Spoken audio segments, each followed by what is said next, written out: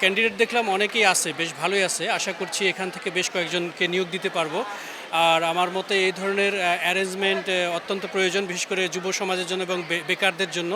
এই ধরনের অ্যারেঞ্জমেন্টের মাধ্যমে আমরা যেমন উপকৃত হব, ঠিক তেমনিভাবে বেকার যারা আছে তারাও খুব দ্রুত জব, তাদের কাঙ্ক্ষিত জবটা খুঁজে পাবে। আয়োজকদেরকে এই জন্য আমি ধন্যবাদ জ্ঞাপন করছি। আমি মোস্তাফিজুর রহমান, এসেছি TST space electrical company limited থেকে। আমাদের কাছে বেশ কিছু কোয়ালিফাইড জব সিকারের সিভি জমা পড়েছে।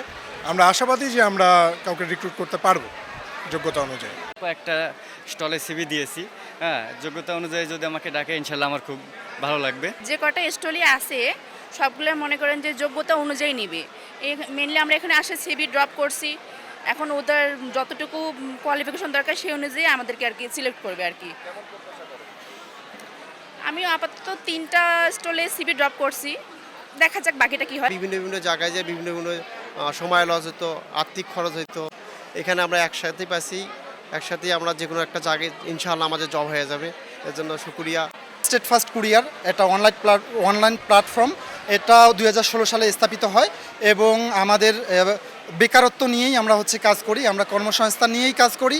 তো আজকে এই ইউথ কেরিয়ার ডেভেলপমেন্ট অর্গানাইজেশন এত সুন্দর একটা আয়োজন করছে জব ফেয়ার 2026।